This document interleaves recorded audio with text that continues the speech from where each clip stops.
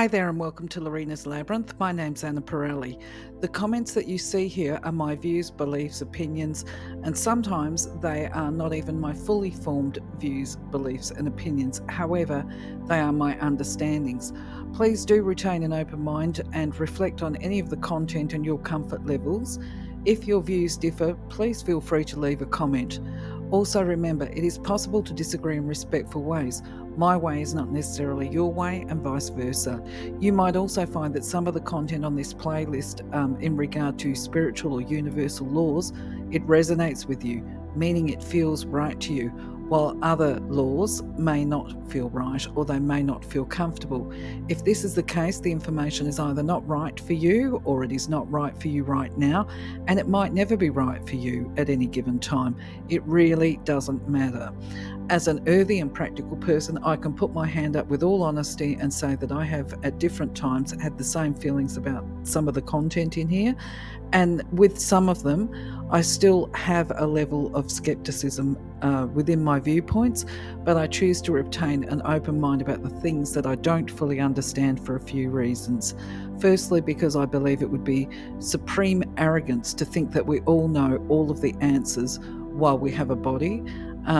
And because what is right for one of us is not necessarily right or suitable for all of us, and I choose to respect the differences.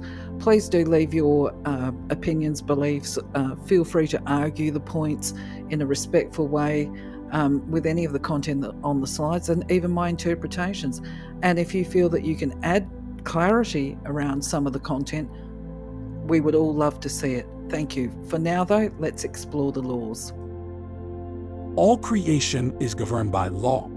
The principles that operate in the outer universe, discoverable by scientists, are called natural laws.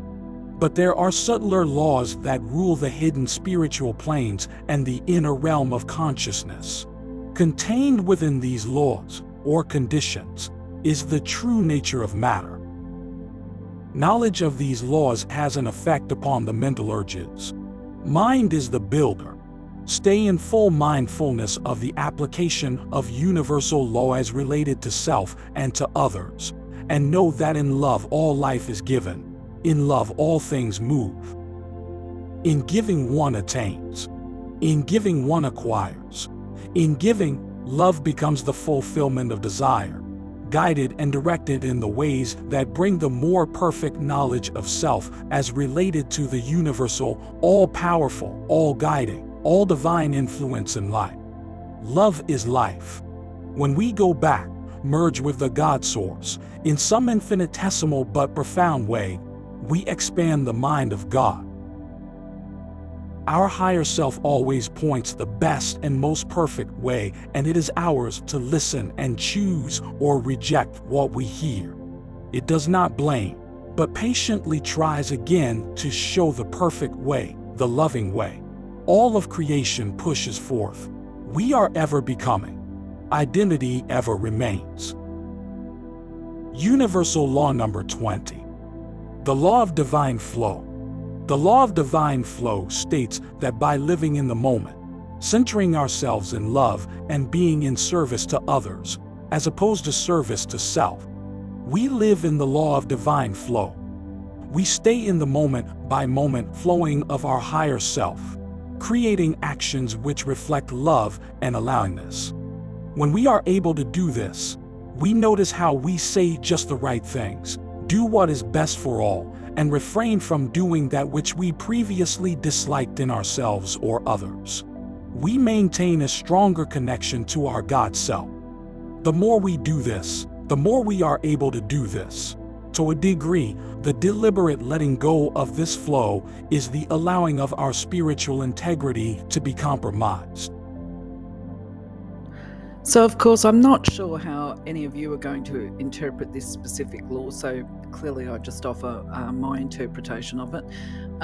So what I see is that basically when we talk about divine flow, it's the knowledge and at a core level that life is more than you or me as individuals, and that it's more than our own base desires, shall we say. It's about acting with care and regard to those people around us and ensuring that the actions and gestures and even the words that we use are those that are of love and compassion, underpinned by a desire to be helping others to reach their potential, if we like.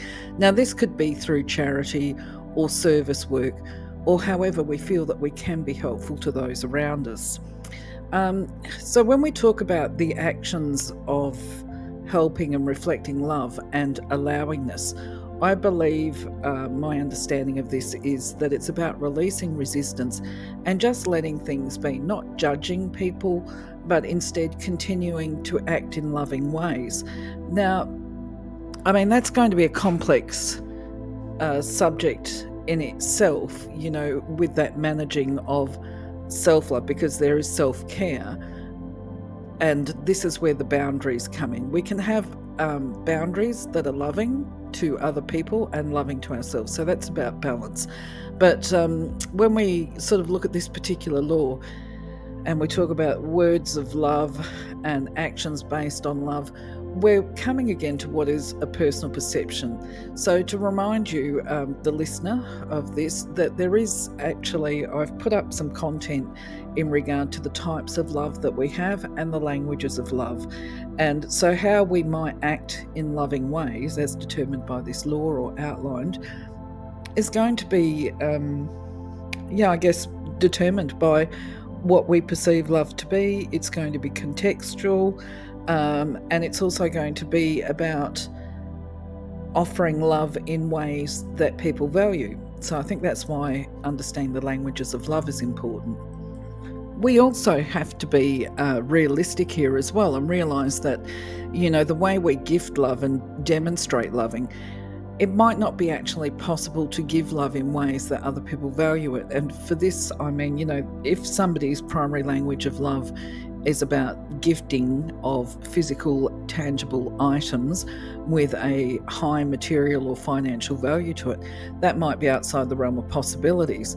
I'm not sure what you think or feel. For me, I'm not really one of those people who puts emphasis on financial gifts. I mean, I certainly appreciate them because there's a place for money. We've all got to live. But I tend to demonstrate or show love through time, I guess, creating the time and space to support people in the ways that they identify to me that they might need help. So that's how I look at my role as being a helping person. I'd be interested to hear what you might think is a good way to be a helping person. The next sentence reads fairly common sense to me about when we're living with the divine flow. We notice what we say, how we say it, when we say it, and we seem to say the right things that are appropriate to circumstances at the right time, and we refrain from doing the things that we dislike about ourselves or in others. That, I think, is just brilliant, yes, because the more aware we become, the more aligned and in flow. I get that, it becomes that case of do unto others, if you like, which is a bit of a biblical term. If I look at somebody and I don't like what they do, that becomes a reflection to me of my personal values. So it seems a little hypocritical to expect somebody else to not behave a certain way and think that it's okay for us to do the very same activity. So I would put that down to, that's not just spiritual integrity, that's personal integrity. That is walking your talk, right? What else would I say in regard to that? I do understand that as we develop our own integrity, yes, it would feel more natural. It would come easier to be that loving person. At the last part of the sentence, it talks about the deliberate letting go of the flow as compromising our spiritual integrity. Well, to me, I think that's common sense as well. If you're compromising your personal integrity and being a hypocrite about life, then when we choose to act as a physical hypocrite, if you like, if I choose to turn around as a prime example and say to you, you know what, this is what you should do. You should be doing X and Y. And then I go and do the polar opposite. I'm not just being a third dimensional hypocrite. I'm compromising my spiritual integrity. And I think that's what it means when it says that if you deliberately choose to ignore divine flow, that is the disregard being loving to people and of service, then you're deliberately compromising your spiritual integrity. Anyway, let me know what you think about that, because there's something else I want to talk about. Yeah, I wanted to address the part within this law, the statement that says about living moment by moment. And this is because I believe and feel that many people misunderstand or misconstrue what that actually means. And where I think it can become distorted is when people put a little blinker around themselves saying, yesterday doesn't matter, it's a bucket of ashes, and we sweep problems under the carpet because right now, today is a new day, and we don't worry about what happened yesterday, right? What I see as being a problem with that is that it's not acknowledging yesterday. It doesn't respect or take on board the lessons of yesterday. So it becomes a lost opportunity to foster change. So living in the moment, we can, and I'll explain to you how we can do this in a moment, but living moment by moment doesn't mean ignoring the lessons of yesterday. Then there's the matter of the other aspect of the equation of, oh, well, there's no point worrying about tomorrow. You know, tomorrow's a whole new day and it will take care of itself. Well, there's truth to that too. I'm not saying that there isn't, but what I'm saying is if we're living in the present right here and right now, and we don't regard what tomorrow is going to bring or whatever, that also becomes, I feel, going against divine flow. Because in the first instance, if you refuse to acknowledge or put in place some actions or activities or plans towards what might be coming up in the future, it's a case of giving away personal power. People start to become victims of their lives, and instead of taking responsibility for the direction of their life, they blame the universe. You know, well, why didn't I get that? You know, why did this not happen? I wanted that to happen. I told the universe I wanted that to happen, but they haven't put a plan in place. So that becomes a failure to use their creativity and to take responsibility for the direction of their future life through implementing lessons learned. Now, some of you will be aware, because obviously there is no secret with this, and this is why I have the feather name, is that obviously I had to, this is when I learned about this lesson, or when I developed my understanding of it.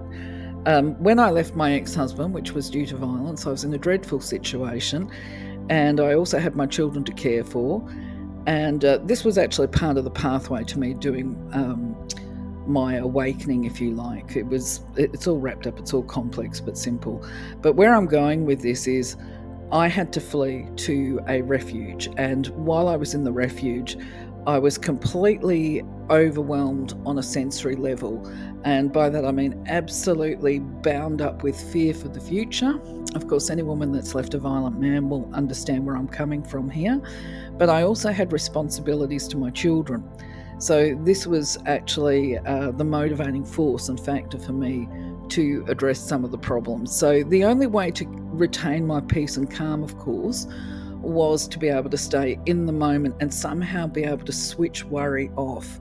So the way I managed creating changes, this was a deliberate and conscious effort, if you like, on my part, was each morning I knew that I had to get up and I had to go house hunting. I had to try and find a stable home for my children, and I recognised that I needed to find employment because I had to be able to pay my bills. So I also recognised the limitations within myself, that by the time, because I'd had to shift to a new town, I didn't know the area. So I would do some planning at the beginning of each day after I took the children to school. I would sit down, work out what I needed to go, who I needed to go and see. I'd do my little map, and then I would give myself an hour and a half, if you like, of driving around town, viewing houses, familiarising myself with the streets and where the schools were and what might be the best location. So I was putting together some plans at the same time. And then I would come home and I would have a complete sensory meltdown, if you like, and I would then try and distract myself. And in those days, I actually relied on physical activity, and because I was in temporary accommodation. And then I would spend about an hour psyching myself to pick the kids up from school and doing their dinner, so that when my children came home, I would meet them with a smile on my face, and then I would allow myself to be in the moment with my children. Being a mother and being a positive role model towards them was actually the aim and hope at that time. And so at the back of my mind, I would have the tomorrow I'm going to do a plan, and I would also actually write things down if I needed to do further actions, because there's also that knowledge that you can only do so much in a day. So this was one of the things I took forward with me, was I would make notes to myself that I would revisit the next day. And once I'd made the notes, then I could let it go and focus on being in the moment. So I was still taking responsibility for the future, is where I'm going with this conversation. And I was also still taking on the lessons of the past and recognizing that, okay, I've made mistakes, and how am I going to avoid them in the future? But not spending time in rumination at that point in time. I didn't lose myself in reliving the past and hashing it over. I was trying to look at it from I can't remember if it's an objective word. I think it was objective, where you sort of emotionally detach from the experience and you look at it and you think, well, if I knew somebody in my position, what might I say to them or suggest to them that they could be doing for themselves? So that's how I managed being in the moment, but also still taking responsibility, still learning from the lessons of the past, and still trying to empower myself for the future. I'm interested in your thoughts on what this means to you, whether or not you agree with my approach. You might have a better way of expressing it. By all means, please put up comments. They're always appreciated. Thank you. So having said all of that, I'm going to leave you now to reflect upon what you might interpret the word as being, how it resonates with you, how it makes you feel, any conclusions that you come to, because at the end of the day, your conclusion, once again, if I can speak, your conclusions are basically your personal truth, and it would be great if you could feel comfortable to share them with us. Anyway, for now, I'm going to say over and out. Have a glorious day. Thank you for being part of my journey. I'm working on some stuff to go up over Christmas, so hopefully there'll be something there for you that you enjoy. For now, though, my friends, take care. Blessed day. Bye-bye.